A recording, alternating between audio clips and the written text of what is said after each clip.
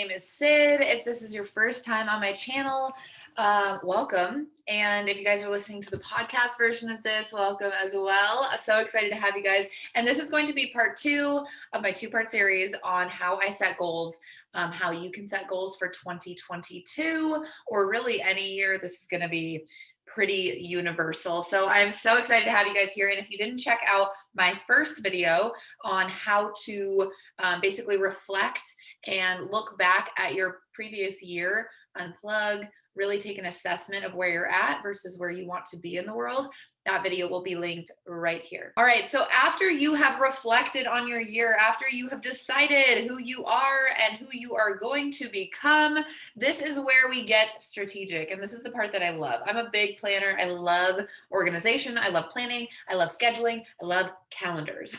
So this is going to be the more practical use, which I think is the most important, because we can set intention after intention after intention. We can meditate all day long, but if we do not have an actual plan, we are not going to get shit done, people. Okay, so this is the, I think, 5th step in the process, and this is where you are going to break your life into categories. All right, so you are going to break your life into as many categories as you want, but for this purpose of this channel and what most of us do, which is either run a business or we're wanting to have a side hustle, or we have jobs, relationships, or just normal everyday people. These are going to be the categories that I found pretty much everything falls into them. So number 1 is going to be personal. This is going to include self-care, future potential endeavors, like if you want to write a book or you want to start learning how to knit or play a musical instrument, hobbies, fun things, bucket list items, and moving. So like if you're wanting to move to a new state, if you're wanting to learn how to play tennis, if you want to, incorporate, for me, I have to set personal goals, because if I don't incorporate fun and relaxation and self-care into my routine, it is not going to happen. So in my calendar, I kid you not, I have baths and self-care time scheduled in. Everything is scheduled. Okay, so set personal goals. The next thing is business or career or jobs. And if you have a career, but you also have a business, this is going to be 2 separate categories for you. And that'll probably be most of you that are watching this channel. If you have a side hustle, an Etsy gig, network marketing, Poshmark, Uber, whatever that may be, and then your normal career, set it into 2 separate areas. So this could be if you are in network marketing or you have a business, setting a monetary goal, setting a net gain goal or a gross income goal, whatever that may be, setting some of those goals. You're going to know what that looks like for you.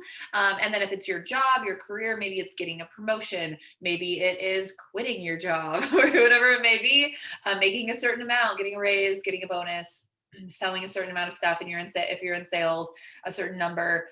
You guys can kind of interpret that as you will.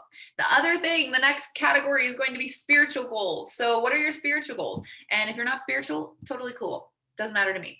If you are a religion, maybe it's building your relationship with your creator. Maybe it's reading the Bible every single day. Maybe it's going to church every single week. If you're more spiritual, maybe it's doing a breathwork class every single week. Maybe it is meditating every single day. What are some of those things that can help you connect and get really grounded to the universe, to God, to the creator, to then be able to create more and be a vessel for all the beautiful information that you are here on this earth to create and produce? All right, number 4 is financial. And these are in no particular order. You can do these in whatever order suits you. I actually do them in a little different order. So financial, number 4, savings goals, tax goals, investment goals, how much you want to make, right? How much you want to put away and donate. Do you have charitable donations that you want to start making? And for this, if you don't track it, you're not going to do it. So for me, saving 10% is a huge thing. Saving 25% for taxes is a huge thing, so that at the end of the year, you're prepared. For me, giving every single month, even if it's just a little bit, is really important. I have my 2 foundations that I give to on a regular basis. I also have my investments to auto ship out, basically. So I have my Coinbase, I have my Robinhood, I have my what are some of the other apps, whatever the other apps are for investing, Cash App. I have all of those set up to automatically withdraw at the first of the year. Maybe it's setting up automatic payments on all of your different things, right? Whatever it may be. Maybe it's paying off debt, right? And how you're going to structure that. Okay. And then the last two are my favorites: relationships and health. Relationships, maybe this is making a list of the people you want to really stay in touch with and calling them every single week. Maybe this is romantic partnerships where you want to have a date with your partner every single week, where you guys get dressed up and you go out and you have dinner, right? But if it's not in alignment with your financial goal, got to be careful about that one, right? Align these all together as well. This is an ecosystem. So relationships, maybe it's networking more intentionally. Maybe it is scheduling in networking events so that you can meet new people to raise your tribe and raise your vibe and surround yourself with the 5 people that are really going to like impact your life. And then the last one is health. And health can be anything from the way that you eat, the way that you move, the way that you talk to yourself, internal dialogue, your mental health, how many steps you want to take every single day, how many runs you want to go on every single week, how many times you want to work out at the gym versus work out at home. Maybe it is a goal weight for you. Maybe it's a goal body fat for you. Maybe it's a certain look that you're wanting, right? Maybe you have an idea of a body that's like, that motivates me a lot. I really love seeing that. It inspires me to better myself. Health, food, how you're going to be eating. Are you going to cut out dairy this year? Are you going to implement a nutrition program? That's what I do. I have 2 shakes a day and my 1 healthy meal or 2 healthy meals, couple snacks throughout the day. I cleanse. Are you going to be cleansing? If you do cleanse programs, what are your health concerns that you're wanting to address in the new year? Okay.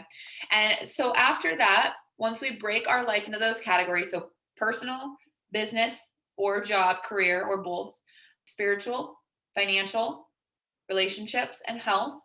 After that, we're going to take those big overarching goals. So that's going to be what you're doing for the entire year. So that's like by the end of 2022, this is what I have achieved. I have done this. I have saved this much. I have earned this much. I have built my business to this rank. I have meditated every single week. I have given X amount of dollars to X charity. I have saved 10% all year. I have done this many workouts. I have XYZ. You get it. Now we're going to reverse engineer these goals. Okay. So this is one of my favorite parts. So we're going to break each of these goals down into quarters. Okay. So we're going to break them down. There's Q1, Q2, Q3, Q4.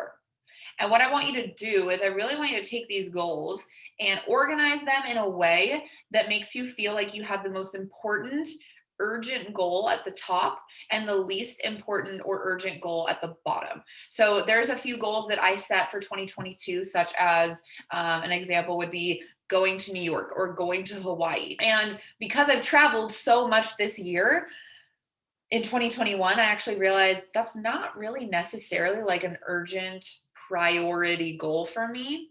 So that's going to be a least important goal. I'm going to put it on the list, but it's literally going to be at the bottom, and I'm going to mark it in my calendar of when I'd like to go. But if I don't get these other things done, it doesn't really make sense for me to go. Okay. So I kind of want you to assess like, okay, what are the most urgent and important that I want to focus on? What are the 3 things that I really want to focus on this year? What are the 3 goals that like, no matter what, would help all the other goals happen? And usually what I found is that the reason that a lot of goals haven't happened is because either our discipline is lacking with our health or whatever, or a lot of people don't have the funds to fund the goals that they have, right? So they have to increase the amount of money they're making to be able to save more, to be able to invest more, to be able to pay off their debt. And so really it always usually comes back to a few goals. Same with personal and health. It's like if your health isn't in order, it's really hard to have your personal life and your relationships in order. So what are those main goals, those main 3 to 5 goals that you're going to focus on 110%? And the other ones that might fall to the wayside, but they also might happen because your other goals make them happen.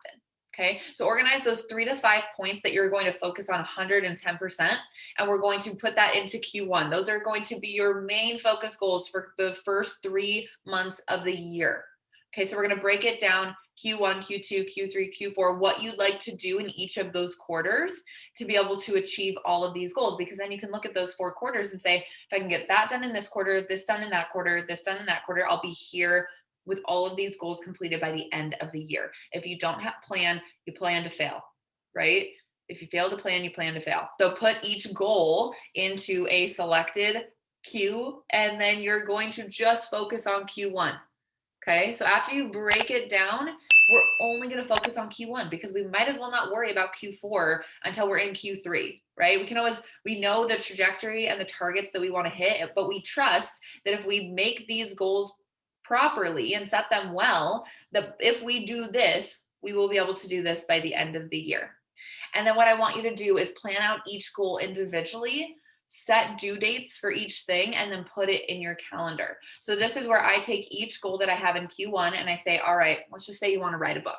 And you have, by the end of the year, I want my book published. I want my book completed, written, outlined, all of that. That's very eager, right? Writing a book in a year, it's pretty eager, especially if you've never done it before. However, if you want to do that, okay, we reconstruct it. So by the first part of Q1, the end of Q1, I need to have the outline, the first outline completely finished, which means I need to outline the book, which means I need to character develop, which means I need to come up with the setting, blah, blah, blah, blah, or whatever it is. Okay, so that needs to happen by January 31st. And then by February 31st, I need to have this done.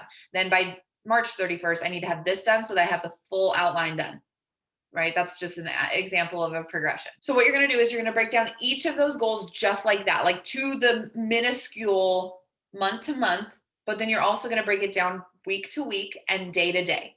And then you're going to schedule times in your calendar of when you're going to complete those tasks. So let's take the book for an example again. Let's say January, you need to finish the first third of the book, do all the character development. So week 1, you're doing all setting, all character development, all out, like outlining, like fleshing out the main points, the inciting incident, those kinds of things. You're setting those intentions for the end of the first week of January. That will be done.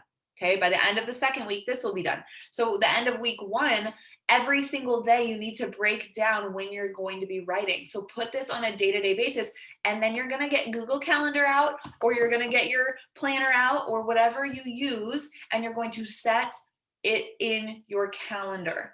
Because if you do not set it in your calendar, it will not get done. So you're going to mark out writing time, and you're going to put what you're doing in that time. So writing time, character development. And then when that timer goes off, you're going to open your laptop and you're going to start typing, right? It's the same with your goals for health. If you don't plan your workout, if I don't plan my workout in, it's not happening, right? So we're going to break it down to the day to day. And then I like to set the last thing, intentions for my days. So I time block, right? I put all of my stuff time blocked into my calendar. That's exactly how I do it. And then I actually set a theme for each day.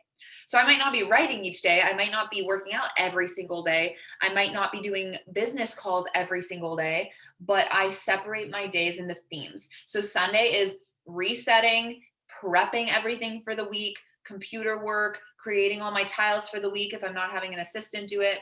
Mondays are my badass bitch days. That's where I get ready. That's where I am doing Zoom calls. I'm training my team on calls. I'm doing calls for my team. I'm doing business stuff. I'm prospecting. I'm recruiting. Tuesdays or Thursdays, film days, right? It's the days that I'm filming 4 or 5 episodes of a podcast or batch creating reels or whatever that may be, photos. And I get ready. I wake up early. I get ready. I do my thing for 3 or 4 hours. I knock it out. I get it done.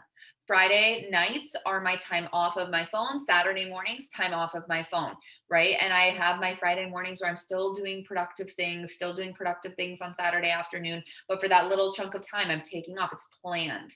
So having a theme for each day helps you wake up and you say, okay, these are the things I'm doing all day on Tuesday, calls, working with people, because then you're not having to plan certain energies for different days. If I had to plan to look like this every single day, I would exhaust myself. So Friday, Saturdays are my days to not have to look good and nice. I wear my pajamas and I'm my pajama days, right? But Monday, Tuesdays, Wednesdays, Thursdays, and Sundays sometimes are like my badass bitch days where I'm on it, I'm doing it, I'm doing the thing. So again, I know that was a lot of information to take in, but you're going to take those big goals, you're going to break them into separate areas, you're going to reverse engineer them into quarters, you're going to break it down to the stupid simple, down to the month, the week, and the date so that you have an exact plan. And then you're going to give your days themes. Maybe it's like talk to people Tuesdays, and then like wealth Wednesdays where you're only helping people who are creating wealth in your team, or thirsty Thursdays where it's your fun day to go out with your girlfriends, whatever it is, I don't care, but set your days, set your intentions. Again,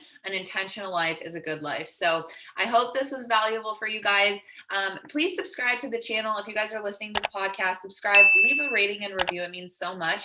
And if you are listening to the YouTube, subscribe, like this video so that I know that you guys want more of it. And I appreciate all of you so much. I will see you next week, same time, same place.